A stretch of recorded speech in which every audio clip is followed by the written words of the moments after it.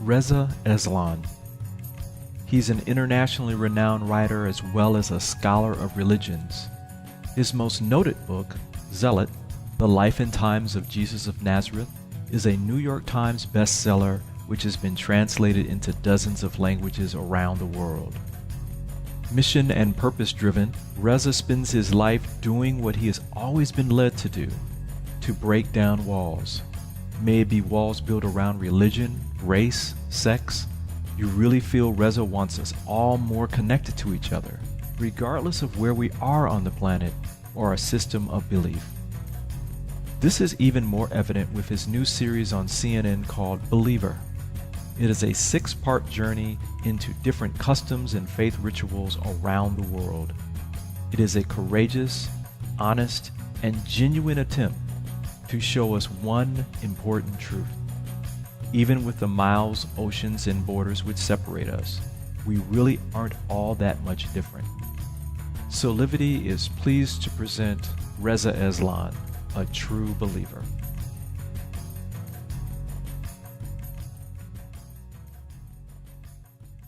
Reza, I have looked forward to this interview with you. I've kind of followed over the last few years your career, especially after you released Zealot, which is thoroughly enjoyable. And Oh, thank you. it is very obvious that you really enjoy what you do. Yeah, that's for sure. um, I really do. I sometimes joke that I can't believe that I actually get, paid for it. I do it for free. Wow. Now, when did you know that this is what the direction that you wanted to go in with your life? I mean, it sounds like it was early on in your life. Well, I mean, I always wanted to be a writer. I mean, as far as I can remember, I never wanted to be anything else. But at the same time, I've always been profoundly interested in religion, and I Right. think partly that had to do with Mhm. my sort of childhood experiences in revolutionary Iran, which in many ways instilled in me a real sense of the power that religion has to Mhm. transform societies for good and for bad. And when I went to college, and an immigrant and as a child of immigrants, saying to my parents that I wanted to be a writer, was like, you might as well have said I wanted to, be homeless. Right. And they Why don't didn't you really go out and get a understand. real job, right? Yeah, they were like, well, that's cute. Well, like, no one's stopping you from writing. Go ahead and write. Just go get an actual job. And so I decided that I would, get the religion while I also pursued writing. And, at a certain point, those two worlds just kind of came together. Right. And I decided that what I really wanted to do was to figure out a way to communicate the things that I was interested in. I mean, I was finding, I find religion to be so fascinating. And I Right. just assumed that if I can figure out a way to communicate it in an interesting and entertaining and informative way to other people, that they'll also find it fascinating. And so whether that was through my books or through my lectures or now through this television show, Right. it's always been, my goal. It's always been what I've been trying to do. Well, it seems. I mean, I've of course have done my homework, my additional homework on you, of course, through the educational aspects with your 4 degrees, 3 of which being advanced degrees in both religion and with fine arts, which ties in the writing stuff and that kind of piece to your production company, the Boomgen Studios, all these kinds of things Yeah. to even the world affairs and social economic kind of components too. It seems like you kind of pulled this whole world together that uh, fit what you were led to do, what you felt passionate about. Yeah, I think that's right. I've always said that you should have a mission, not a job. Mm, And mm, my mission has always been to figure out a way to break through the walls that separate people into these, these camps, whether it be nationalistic or ethnic or religious or racial or gender. Yeah. And I've always known that the tool that has the most power to break through those walls is storytelling. And whether I'm talking about religion, religion is just a form of storytelling. Mm-hmm. Politics is just a form of storytelling. So I guess if I were to say, how do I think of myself first and foremost, I would say I think of myself as a storyteller. And then the platform that I use is irrelevant to me. Right. Right. I just figured, like, once you have a mission, eventually people will pay you to do things.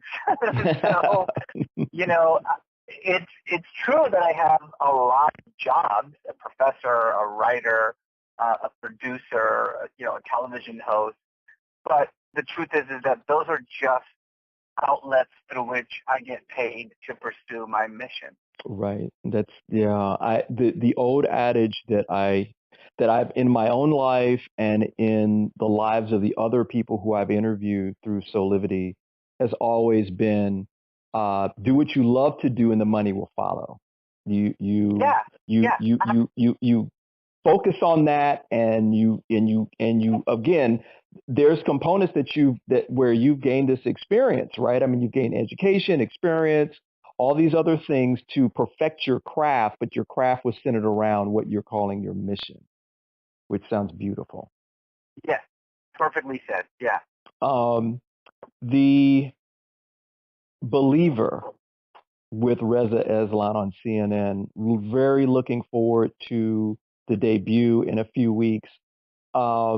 This also appears as though this is a natural extension and progression of your life's work, I think as that's well. a perfect way of putting it. It's just a different platform for the same stuff that I've been doing all along. Now, I will say that it's a platform that I've been pursuing for a really long time because I really do feel that, television has this unique power because of, it has the ability to reach so many different people.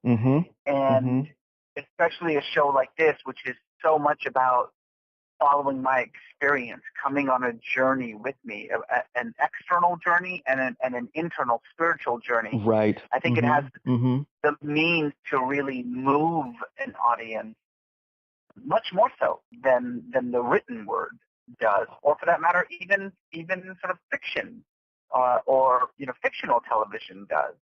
This is me. I'm not pretending to be somebody else. If I'm scared or disgusted or anxious or nervous, I'm not acting. That's really who I am. And hopefully part of that, the reality of that experience will filter into the viewer's experience, and they will, really come on this journey of discovery with me. Wow. That's the hope. And this is a 6-part adventure through these various faith traditions. This had to be emotionally and, as you said, physically challenging for you. Was there any experience that kind of stands out in your mind or heart in terms of the different things? I mean, you went from, from Santa Muerte in Mexico City to voodoo. I mean, I'm excited about seeing this, but was there anything that stood out in particular? Without giving a whole bunch away, because I know I want people to go. I mean, I think there were a number of just flat out extraordinary experiences that I had. Wow. Going through an 8-hour voodoo ceremony. Oh, wow. Was exhausting and spiritually intoxicating. Having to prove, as it were, my lack of belief in purity and pollution by, ingesting things I did not want to ingest.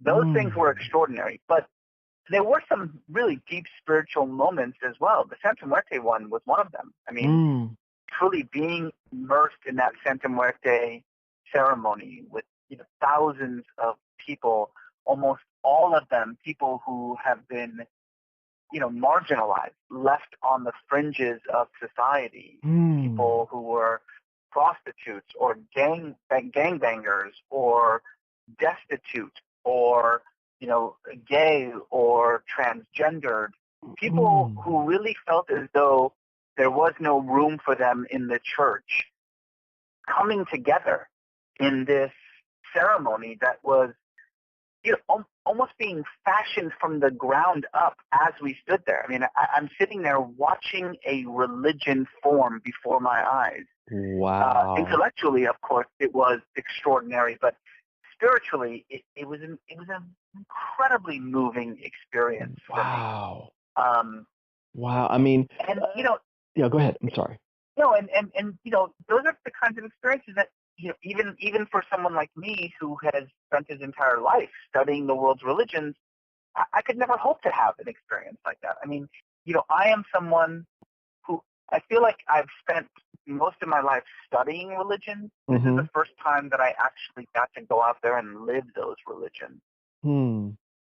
Now, with everything that you have learned, everything that you currently do with these different associations, from even the Council on Foreign Relations to Plowshares Fund, how have these experiences changed or even perhaps reaffirmed some of your own global views of like spirituality or religion, or even just how people connect?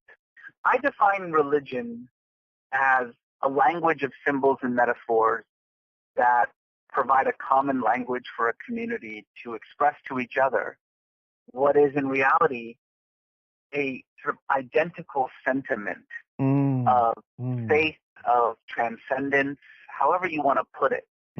And I've recognized that wherever I go, whatever religion I study, that when you strip away the specific myths and rituals, the specific symbols and metaphors that the religion uses, what you are left with is a sentiment that is incredibly familiar, that looks like exactly what every other religious sentiment looks like. And I think going around the world and experiencing these religions not only really proved that to me, made that concrete, made that sentiment concrete, but it also, I think, is going to help me in the other things that I do in trying to precisely create this smaller world, right? A world in which we are all intimately linked to each other, regardless of what language we speak or what color our skin is or what God we worship. That those are just external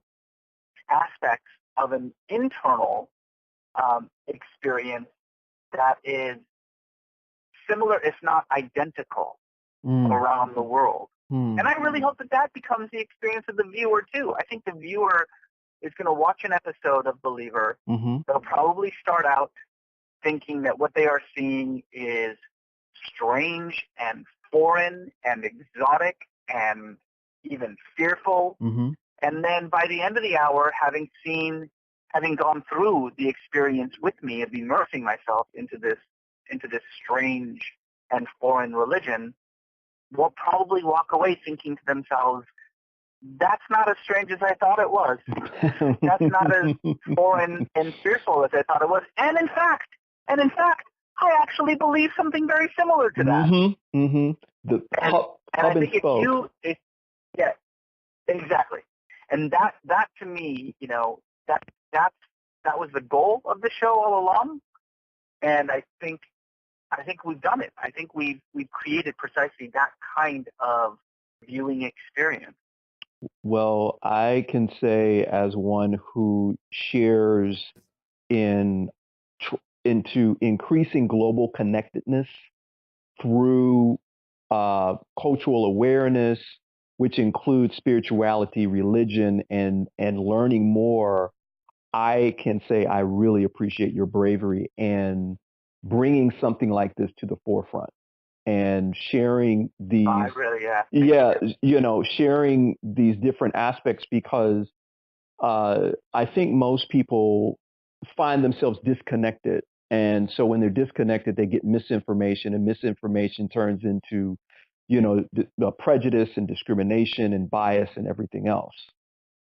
So I cannot wait to see up close, through Believer, the experiences that you've gone through. With just So Livity is about the global connectedness. It's about people finding and honing their mission, passion, purpose, so they can live a better life. Um, what does the word passion kind of mean to you? I think it's it's this kind of, at least for me, my wife and I speak about this a lot because she's also very much, she's a mission, not a job person, and her passion has always been, helping people achieve their goals and their dreams, through entrepreneurship. You can let We her talk know. about I this all think the she's time. amazing too. I think Yeah, she's amazing yeah, too. she is. She's definitely my hero. I think for me, it's about this almost unnameable internal drive Mm, that sort of compels me, moves me forward. It's how it's almost unconscious.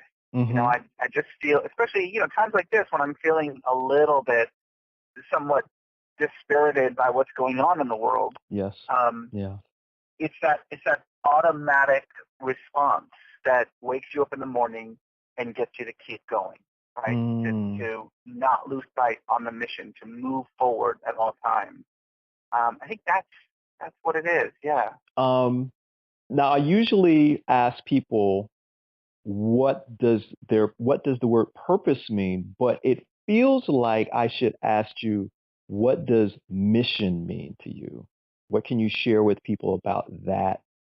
What that means to you specifically?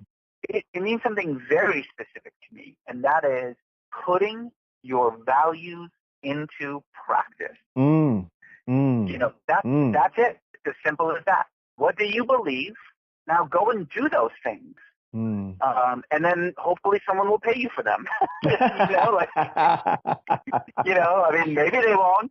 That might happen, but I have been lucky enough that it has happened that people have, said that there is, there's something worth what you're doing here. Let us support you in doing that. But you said it perfectly. You can't think that way. Mm, You just have to assume that that's going to happen. mhm. You take your values, you put them in practice. That's what I've always believed. It's what my wife believes. It's what we teach our kids. Wow, that's beautiful. You mentioned before, and just with the last couple of minutes that we have, you mentioned before, Solivity tries to stay a little bit apolitical, but there is a lot of things going on in the world where people are fearful, they're frightened of current states here in the United States as well as abroad.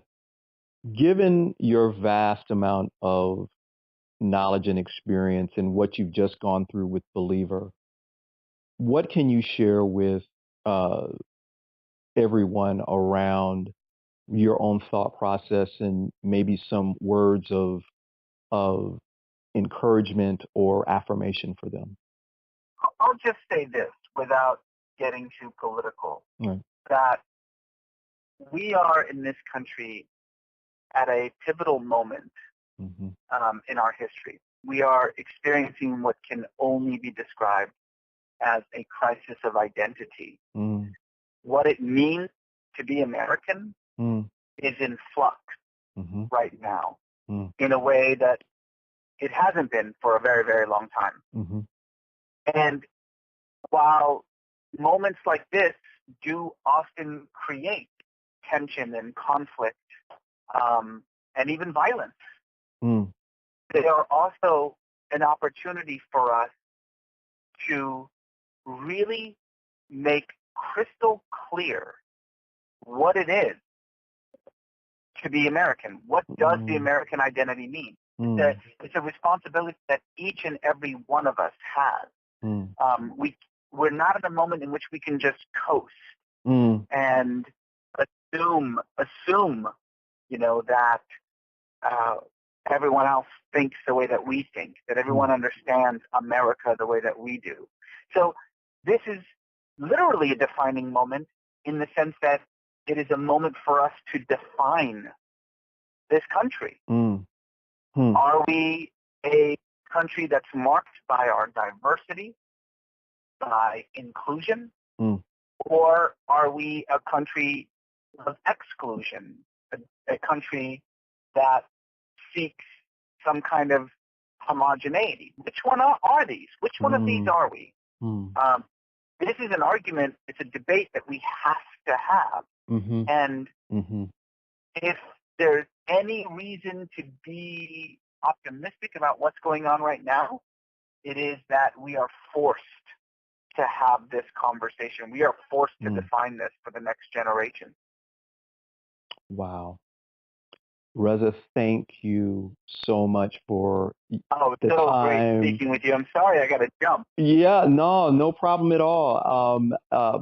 Good luck to you with, I know you don't need luck. This is Purposeful Believer with Reza Aslan, everyone, March 5th. And we'll be watching. March 5th on CNN. Yeah, and we'll all be watching, and we wish you all the best. And hopefully, I know that there'll be more great things that you're going to be doing and inspiring us in the future. Thank you. Take care now. All right, you too. We hope that you've enjoyed our personal interview, Reza Aslan, a true believer. We really want to thank Reza for allowing us to share his personal story with the Solivity community. Please stay tuned for future interviews with people just like each of you, learning to live their lives with passion and purpose. Until then, we wish you light, love, and of course, good living.